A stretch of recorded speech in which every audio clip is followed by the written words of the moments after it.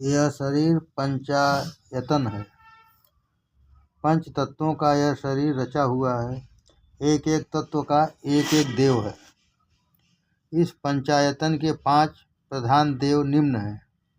पृथ्वी तत्व गणेश। गणेश की उपासना से विघ्नों का नाश होता है। गणेश विघ्न करता है। गणेश पूजन से तुम्हारे सत्कार्य में विघ्न नहीं आएगा। गणेश पूजन से तुम्हारे सत्कार्य में विघ्न नहीं आएगा। जल तत्व शिव। शिव की उपासना करने से ज्ञान मिलता है। तेज तत्व सूर्य। सूर्य की उपासना हमें निरोगी बनाती है। आरोग्यम भास्करात् इक्षेत्। पृथ्वी पर सूर्य प्रत्यक्ष साक्षात देव हैं। एक नास्तिक ने मुझसे भगवान के दर्शन करने के लिए कहा। मैंने सूर्य की ओर इंगित करके कहा, यही साक्षात परमात्मा है। प्रतिदिन कम से कम 11 सूर्य नमस्कार करो। प्रतिदिन कम से कम 11 सूर्य नमस्कार करो। नमस्कारा प्रियो भानु। जलधारा प्रियो शिव। अलंकार प्रियो कृष्ण। ब्राह्मणो मोदकम प्रिय। वायु तत्व माता। माता पार्वती की उपासना धन देती है। आकाश तत्व विष्णु। विष्णु की उपासना प्रेम देती है और प्रेम बढ़ाती भी है। विष्णु की उपासना प्रेम देती है और प्रेम बढ़ाती भी है। सूर्य की पूजा से तुम्हें अच्छा आरोग्य मिलेगा। शिव जी के पूजन से तुम्हें ज्ञान लाभ होगा। पार्वती की पूजा से संपत्ति होने पर भी प्राप्त होगी। पार्वती की पूजा से संपत्ति होने पर भी प्राप्त होगी। बुद्धि शरीर संपत्ति के होने पर भी श्री कृष्ण की सेवा न करोगे तो बात नहीं बनेगी। बुद्धि शरीर संपत्ति के होने पर भी श्री कृष्ण की सेवा न करोगे तो बात नहीं बनेगी। श्री कृष्ण प्रेमदाता है। द्वारिकाधीश की सेवा स्मरण में तन्मय होने के बाद यदि प्रजापति दक्ष ने शिव की पूजा छोड़ दी होती तो कोई हर्ज नहीं था। द्वारिकाधीश की सेवा स्मरण में तन्मय होने के बाद यदि प्रजापति दक्ष ने शिव जी की पूजा छोड़ दी होती तो कोई हर्ज नहीं था, किंतु उसके दिल में वैर भाव था। उसने कुभाव से यज्ञ किया, अतः वह यज्ञ पाप रूप हुआ। जीव ही दक्ष है और सतगुरु शिव जी हैं। शरीर को सादगीमय रखो। शरीर एक मुट्ठी भर भस्म है। शरीर एक मुट्ठी भर भस्म है, अतः उसका अनावश्यक श्रृंगार और लालन छोड़ दो। यही है शिव जी का उपदेश। शरीर एक मुट्ठी भस्म है, अतः उसका अनावश्यक श्रृंगार और लालन छोड़ दो। यही है शिव जी का उपदेश। इसलिए तो वे अपने शरीर पर भस्म लगाते हैं। शरीर का श्रृंगार छोड़ दो। मानव जीवन तपश्चर्या के लिए है। जो तप नहीं करता उसका पतन होता ही है। जो तप नहीं करता उसका पतन होता ही है। मानव जीवन का लक्ष्य भोग नहीं भजन है। ईश्वर भजन समभाव और सद्भाव सिद्ध करने के लिए सत्संग की जरूरत है। ईश्वर भजन समभाव और सद्भाव सिद्ध करने के लिए सत्संग की जरूरत है। समभाव तब सिद्ध होता है जब हरेक जड़ चेतन की ओर ईश्वर की भावना जागे। जब हरेक जड़ चेतन की ओर ईश्वर की भावना जागे। मानव अवतार परमात्मा की आराधना और तप करने के लिए है। पशु भी भोगों का उपभोग करते हैं। यदि मनुष्य केवल भोग के पीछे ही दीवाना हो जाए तो फिर उसमें और पशु में कौन सा भेद रह जाएगा। प्रभु ने मनुष्य को बुद्धि दी है, ज्ञान दिया है, पशु को कुछ नहीं दिया है। आने वाली कल की चिंता मानव कर सकता है, पशु नहीं। न तो देव तप कर सकते हैं और न तो पशु। न तो देव तप कर सकते हैं और न तो पशु। देव पुण्य का उपभोग कर सकते हैं। तपश्चर्या का अधिकार केवल मनुष्य को ही है। मनुष्य विवेक पूर्वक भोग का भी उपभोग कर सकता है। मनुष्य जीवन विचित्र प्रकार के तप करने के लिए मनुष्य जीवन विविध प्रकार के तप करने के लिए है। तप के कई प्रकार हैं।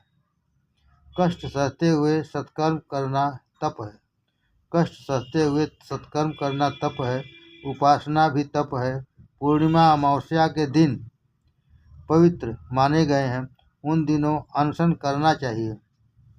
पूर्णिमा अमावस्या के दिन पवित्र माने गए हैं, उन दिनों अनशन करना चाहिए। परोपकार में शरीर को लीन करना भी तप है। गीता जी में तप की व्याख्या करते हुए कहा गया है, भाव संशुद्धि ऋत्ये तत्व मानस मुच्यते। भाव संशुद्धि बड़ा तप है। भाव संशुद्धि बड़ा तप है। सभी में ईश्वर का भाव रखना भी तप है। सभी में ईश्वर विराजित है, ऐसा अनुभव करना महान तप है। सभी में ईश्वर का भाव रखना भी तप है। सभी में ईश्वर विराजित है, ऐसा अनुभव करना महान तप है। अर्थात अंतःकरण की पवित्रता से हृदय में सदा सर्वदा शांति और प्रसन्नता रहेगी। प्रिय और सत्य बोलना वाणी का तप है। प्रिय और सत्य बोलना वाणी का तप है। पवित्रता, सरलता, ब्रह्मचर्य, अहिंसा शरीर संबंधी तप है। पवित्रता, सरलता, ब्रह्मचर्य, अहिंसा शरीर संबंधी तप है। सभी के प्रति समभाव और सद्भाव रखने वाले के मन में कभी काम प्रवेश नहीं पा सकता। विकार और वासना को नष्ट करने का यही श्रेष्ठ उपाय है। जो सभी की ओर सद्भाव रखे और सभी में ईश्वर के अंश का अनुभव करे तो वह सफल होता है। प्रजापति दक्ष ने यज्ञ में शुद्ध भाव समभाव न रखा, अतः उसे दुख सहना पड़ा। उनका यज्ञ से कल्याण न हो पाया, क्योंकि उसने शिव जी के प्रति कुभाव रखकर यज्ञ किया था। दक्ष ने यज्ञ करते हुए भी हृदय में दुर्भावना रखी कि शिव जी की वह पूजा नहीं करेगा। इसी कारण से यज्ञ कार्य में बाधा उपस्थित हुई। अतः किसी की भी ओर कुभाव न रखो, तभी धर्म सफल होता है। अतः किसी की भी ओर कुभाव न रखो, तभी धर्म सफल होता है। सद्भाव रहित होने के कारण दक्ष का धर्म कार्य अधर्म कार्य हो गया। प्रजापति दक्ष के यज्ञ की कथा का उद्देश्य हरिहर का अभेद बतलाने का है। दक्ष के यज्ञ की कथा का उद्देश्य हरिहर का अभेद बतलाने का है। शिव चरित्र की यह कथा वक्ता और श्रोता के पापों को भस्मीभूत करने वाली है। अधर्म के वंशजों से सावधान रहो। चौथे स्कंद में 8वें अध्याय के प्रथम 5 श्लोकों में अधर्म के वंशजों का उल्लेख है। यह श्लोक महत्व के हैं। पुण्य न कर सको तो कोई बात नहीं, किंतु पाप तो कभी मत करो। अधर्म की पत्नी का नाम मृषा देवी। अधर्म की पत्नी का नाम मृषा देवी। मिथ्या भाषण करने का बुरा स्वभाव। उसी में से दंभ का जन्म हुआ। लोग वैष्णव तो कहलाना चाहते हैं, किंतु सच्चा वैष्णव होने की इच्छा कोई नहीं रखता। दंभ का पुत्र लोभ और लोभ का पुत्र क्रोध। दंभ का पुत्र लोभ और लोभ का पुत्र क्रोध। क्रोध की पुत्री दुरुक्ति अर्थात कर्कश वाणी है। क्रोध की पुत्री दुरुक्ति अर्थात कर्कश वाणी है।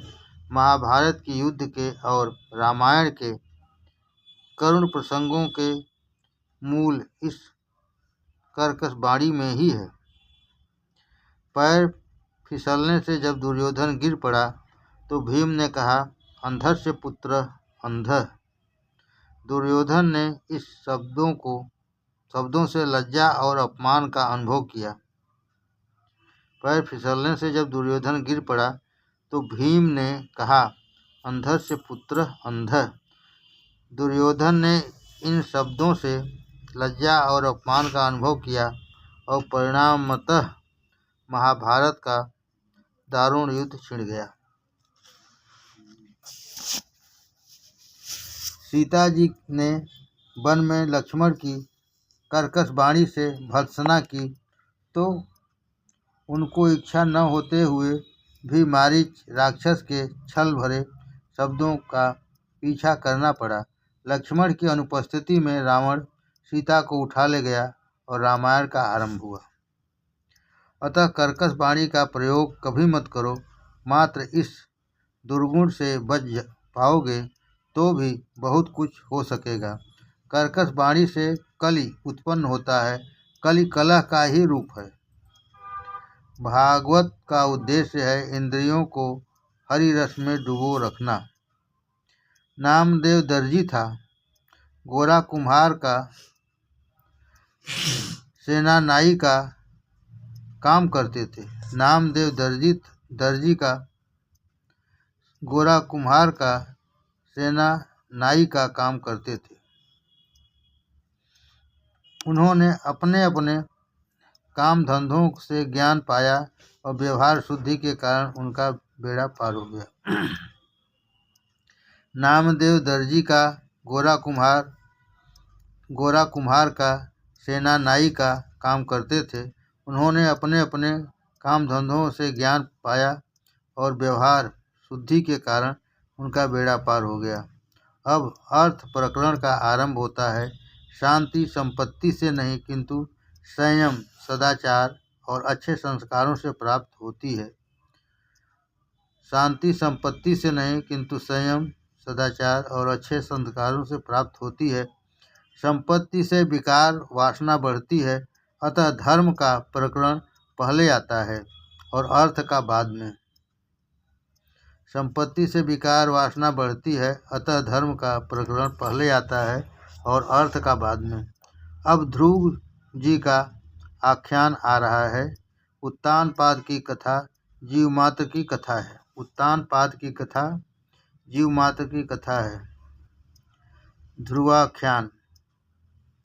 मैत्रेय जी ने मनु महाराज को 3 कन्याओं के वंश का वर्णन किया। मनु महाराज के 2 पुत्र थे, प्रियव्रत और उत्तानपाद की कथा का वर्णन है। उत्तानपाद की 2 पत्नियां थीं, सुरुचि और सुनीति। सुरुचि के पुत्र का नाम था उत्तम और सुनीति के पुत्र का नाम था ध्रुव। जीव मात्र उत्तानपाद है। माता के गर्भ में रहने वाले सभी जीव उत्तानपाद हैं। जन्म के समय पहले सिर और फिर पांव बाहर आते हैं। जिनके पैर पहले ऊपर हों और फिर नीचे हो गए हों वही उत्तानपाद है। जिनके पांव ऊपर और नीचे हो वह उत्तानपाद है। जन्म के समय सभी की ऐसी ही दशा होती है। जीव मात्र की 2 पत्नियां होती हैं, सुरुचि और सुनीति। मनुष्य मात्र को सुरुचि ही प्रिय लगती हैं। मनुष्य मात्र को सुरुचि ही प्रिय लगती हैं। इंद्रियां जो भी मांगे उन विषयों का उपयोग करने की इच्छा ही सुरुचि है। सुरुचि का अर्थ है वासना। आजकल तो सभी को रुचि ही प्यारी लगती है। मन को, इंद्रियों को जो अच्छा लगता है वही मनुष्य करने लगता है। वह न तो शास्त्र से पूछता है, न तो धर्म से पूछता है और न ही संतों से। रुचि का अर्थ है मनपसंद इच्छा। मन जो भी मांगे उन्हीं भोगों में लीन होने के लिए जो आतुर बने वह रुचि का दास है। जिसे रुचि से प्यार होगा उसे नीति कैसे प्यारी लग सकती है।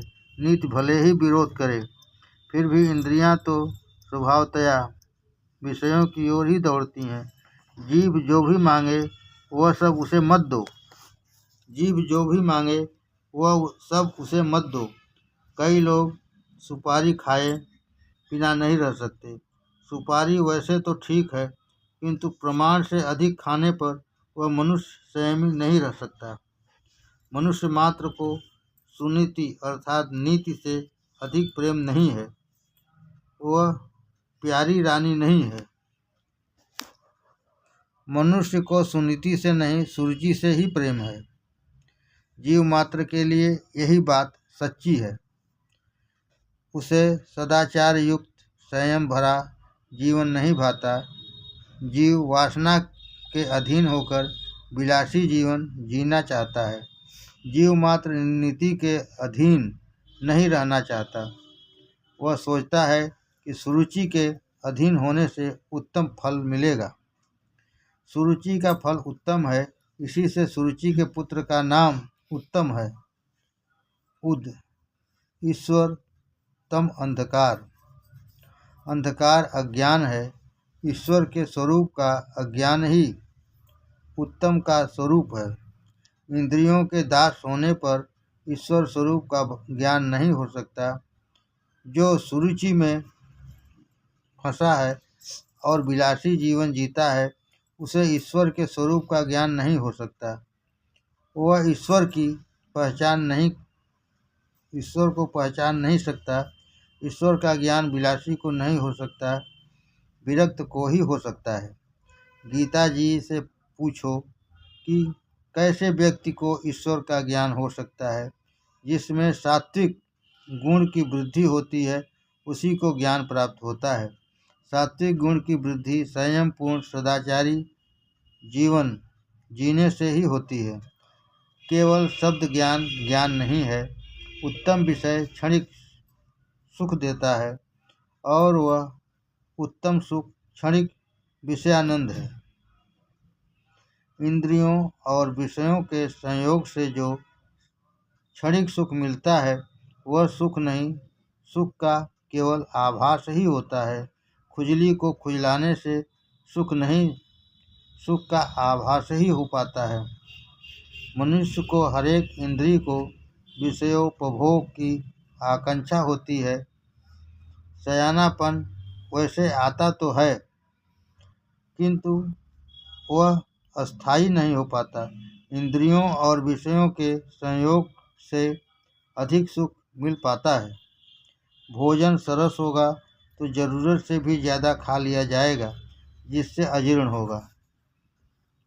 फिर ऊपर से अन्न पाचन के लिए गोलियां लेनी पड़ेंगी। ऐसे समय में रुचि और खाने को कहती है, किंतु नीति मना करती है। स्वामी शंकराचार्य इसलिए तो आज्ञा देते हैं कि स्वाद अन्नम न तु याच्यताम विधि वसात प्राप्तेन संतुष्यताम। स्वादिष्ट अन्न की याचना मत करो। स्वादिष्ट अन्न की याचना मत करो। दैवसात जो भी प्राप्त हो उसी से संतुष्ट हो जाओ। स्वादिष्ट भोजन करने वाला भजन नहीं कर पाएगा। स्वादिष्ट भोजन करने वाला भजन नहीं कर पाएगा। नीति का फल आरंभ में कष्टदायी होते हुए भी अंत में सुखदायी है, जबकि विषयानंद का आरंभ में परिणामतः सुखदायी होने पर भी उसका परिणाम दुख ही होता है। जिसका जीवन शुद्ध है, पवित्र है, उसी को भजनानंद मिलता है और वही आनंद टिकाऊ होता है। नीति के अधीन रहकर जो पवित्र जीवन जीता है, उसी को ईश्वर का ज्ञान मिलता है। सुनीति से ध्रुव मिलता है। सुनीति का फल ध्रुव है। सुनीति का पुत्र ध्रुव है। ध्रुव का तात्पर्य अविनाशी। अनंत सुख का ब्रह्मानंद का कभी विनाश नहीं होता। जो नीति के अधीन रहेगा उसे ध्रुव सा ब्रह्मानंद प्राप्त होगा। मनुष्य यदि सुनीति के अधीन होता है तो सदाचारी बनता है और यदि वह मात्र रुचि के अधीन होता है तो दुराचारी होता है। तुम्हारे सामने ये दो आनंद हैं, विषयानंद और परमानंद। तुम किसे पसंद करोगे? भजनानंद ही पसंद करने योग्य है। पहला आनंद क्षणिक सुख देता है और उसका परिणाम दुखद होता है। दूसरा आनंद शुरू में तो कष्टदायी है किंतु अंत में सुखदायी है। दो मित्र यात्रा करने चले। एक की आदत ही ऐसी थी कि पलंग तकिए के बिना उसे नींद ही नहीं आती थी। उसने बोरिया बिस्तर बांध तो लिया किंतु उसे ढोने के लिए मजदूर न मिला, अतः वह सारा सामान उसे खुद ही उठाना पड़ा। रास्ते में एक सज्जन मिले। इस महाशय की दशा देखकर उससे कहा कि यह बोझ कितना कष्टदायी है, इसके बिना ही यात्रा क्यों नहीं करते? तो उसने उत्तर दिया, चाहे यह बोझ मुझे ही क्यों न उठाना पड़े, किंतु रात को सोते वक्त तो बड़ा मज़ा आता है। रात्रि के आनंद के लिए सारा दिन वह बोझ उठाए फिरता था, फिर रात को कैसे आनंद आता होगा? यह कथा किसी और की नहीं, अपनी ही है। जीवात्मा यात्रा करने निकला है। क्षणिक सुख के लिए मनुष्य सारा दिन गधे की भांति मेहनत करता है, सारा दिन दुख का पर्वत सिर पर लेकर चलता रहता है। क्षणिक सुख के लिए कितनी चिंता और कितना कष्ट उठाता है वह। विषय सुख क्षणिक ही नहीं तुच्छ भी है। ध्रुव अविनाशी ब्रह्मानंद का भजनानंद का स्वरूप है। जीव जब ब्रह्मानंद की ओर जाता है तो सुरुचि विघ्न उपस्थित करती रहती है। जीव और ब्रह्म का मिलन सुरुचि नहीं होने देती। जो मनुष्य सुरुचि के अधीन है, समझो कि वह कामाधीन भी है। उत्तानपाद राजा की 2 रानियां और 2 पुत्र। राजा को सुनीति नहीं, सुरुचि ही प्यारी थी। हम सभी की भी यही बात है। हमें नीति से प्रेम नहीं है, किंतु इंद्रियों का वासना को बहकाने वाली सुरुचि से ही प्रेम है। एक बार उत्तानपाद सिंहासन पर बैठे हुए थे, सुरुचि भी वहीं बैठी हुई थी। उत्तम राजा की गोद में खेल रहा था। ध्रुव ने यह देखा तो उसने सोचा कि मैं भी पिताजी के पास जाऊं तो मुझे भी वे गोद में उठा लेंगे। उसने दौड़ते हुए आकर पिता से अपनी गोद में बिठाने के लिए कहा। बालक बालकृष्ण का स्वरूप है, उसका कभी अपमान मत करो।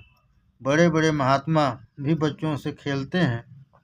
रामदास स्वामी जब बच्चों से खेल रहे थे तो शिष्यों ने पूछा कि यह क्या कर रहे हैं आप? तो स्वामी जी ने कहा, बय पोर ते थोर होनी गेले, बय थोर ते चोर होनी मेले। इन बालकों के साथ खेलने में मुझे आनंद मिलता है। बच्चे अपने मन में जो होता है वैसा ही बोलते हैं और जैसा बोलते हैं वैसा ही करते भी हैं। मन, वाणी और क्रिया एक समान होने पर ही तुम भगवान की भक्ति सही ढंग से कर सकोगे।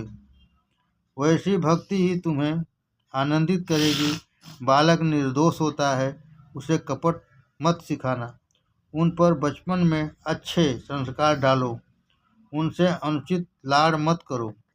उत्तानपाद ने आनंद से ध्रुव को अपनी गोद में लेना चाहा, किंतु सुरुचि को यह बात न भाई। जीव के पास जब भी भजनानंद आता है, सुरुचि बाधा उत्पन्न करती है। पूजा करते समय मन रसोई घर की ओर गया या तो प्रभु भजन करते हुए मन विषयों की ओर बह गया तो समझ लेना कि सुरुचि आ गई है। सुरुचि बाधा उत्पन्न करती है। पूजा करते समय मन रसोई घर की ओर गया या तो प्रभु भजन करते हुए मन विषयों की ओर गया तो समझ लेना कि सुरुचि आ गई है। ध्रुव को राजा गोद में बिठाए यह सुरुचि को पसंद नहीं था। उसने सोचा कि राजा जीवात्मा को ध्रुव भजनानंद मिलेगा तो वे वासनाधीन नहीं होंगे और मेरा कुछ भी काम नहीं बन पाएगा। सुरुचि ने राजा को ध्रुव की गोद से लेने से रोका। राजा रानी के अधीन था, वह कामांध था। उसने सोचा कि मैं ध्रुव को गोद में बिठाऊंगा तो सुरुचि नाराज होगी। चाहे कुछ भी हो, मेरी रानी नाराज नहीं होनी चाहिए। जरूरत से ज़्यादा स्त्री के अधीन रहना पाप है। जरूरत से ज़्यादा स्त्री के अधीन रहना पाप है। शास्त्र तो यहाँ तक कहता है कि ऐसे स्त्री अधीन पुरुष को देखना भी पाप है। शास्त्र तो यहाँ तक कहता है कि ऐसे स्त्री अधीन पुरुष को देखना भी पाप है। वह था तो राजा, किंतु रानी का तो दास ही था। अक्सर सभी की ऐसी ही दशा होती है। साहब बाहर तो अकड़ कर फिरते हैं और घर में पत्नी के आगे भीगी बिल्ली बन जाते हैं। राजा ने ध्रुव की अवहेलना की और मुंह मोड़ लिया। ध्रुव जी को तो बड़ी आशा थी। उसने हाथ बढ़ाकर कहा भी कि मुझे गोद में बिठा लीजिए। सुरुचि ने ध्रुव कुमार से कह दिया कि भाग जा यहाँ से। राजा की गोद में बैठने की पात्रता तुझ में नहीं है। तू राजा की अप्रिय रानी सुनीति का पुत्र है, सो तुम उसकी गोद में नहीं बैठ सकता। ध्रुव जी ने पूछा, माता, क्या मैं अपने पिता का पुत्र नहीं हूँ? सुखदेव जी वर्णन कर रहे हैं, सुरुचि ने उस समय ताना दिया कि तेरी माता रानी नहीं है, रानी मैं हूँ। तेरी माता दासी है। राजा की गोद में बैठने की इच्छा तो तुझे मेरी कोख में जन्म लेना होगा। राजा की गोद में बैठने की इच्छा है तो तुझे मेरी गोद से जन्म लेना होगा। तू वन में जाकर तप कर और ईश्वर की आराधना कर और मेरी कोख में जन्म पाने की मांग कर। भगवान जब प्रसन्न होते ही हैं तो फिर तेरे घर में जन्म लेना ही क्यों मांगा जाए। किंतु सुरुचि मूर्ख जो थी इसलिए ऐसा बोल रही थी। ध्रुव को आशा थी कि पिताजी कुछ पल के लिए तो गोद में लेंगे ही, किंतु सुरुचि के अपमान से रोता हुआ वह अपनी माता सुनीति के पास लौट आया तो सुनीति ने पूछा, बेटा तू क्यों रोता है, क्या हुआ है तुझे? बालक संस्कारी है इसलिए वह कुछ बोलता नहीं, बार बार रो रहा है। सुनीति समझती है कि मेरा सयाना बेटा मेरी दशा अच्छी तरह समझता है। जिसकी माता सुनीति हो वह सुशील भी ही होता है। वंश में जब कई लोगों का पुण्य इकट्ठा होता है तभी पुत्र उदार निकलता है। वंश में जब कई लोगों का पुण्य इकट्ठा होता है तभी पुत्र उदार निकलता है। ध्रुव ने सोचा कि मैं सारी बात बताऊंगा तो परंपरा के कारण माता पिता की निंदा करने का पाप लगेगा। ध्रुव ने सोचा कि मैं सारी बात बताऊंगा तो परंपरा के कारण माता पिता की निंदा करने का पाप लगेगा। तभी एक दासी ने आकर सारी बात बता दी। सारी बात सुनकर सुनीति के मन में विचार आया कि मैंने तो सुरुचि का कुछ नहीं बिगाड़ा। मेरे मुंह से मेरी सौत के लिए यदि कुछ कटु वचन निकल पड़ेंगे तो ध्रुव के मन में हमेशा के लिए वैर भाव के संस्कार जम जाएंगे और भविष्य में अनर्थ होगा। इस प्रसंग से सुनीति को दुख तो बहुत हुआ, किंतु वह अपने बालक को अच्छे संस्कार देना चाहती थी। वह कहती थी कि अपने बालक को राज्य और संपत्ति चाहे न मिल पाए, किंतु संस्कार तो अच्छे ही मिलना चाहिए।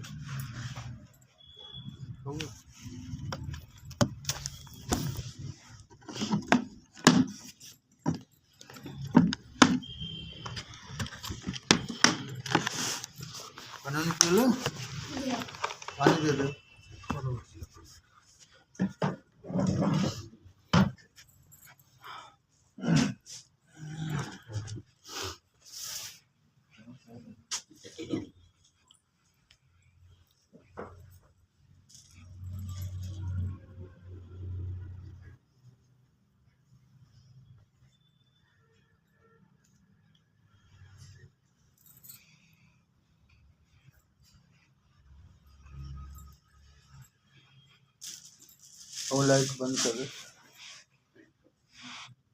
रुका रुका रह दे बंद कर दे। अरे अरे नहीं एक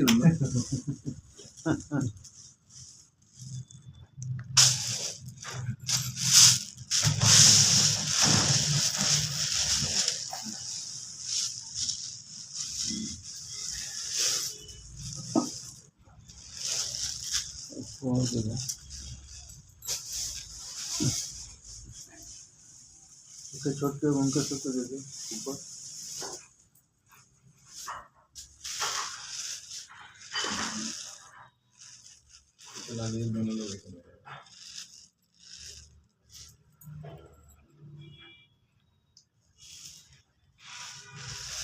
संभाल लिया पानी जल्दी।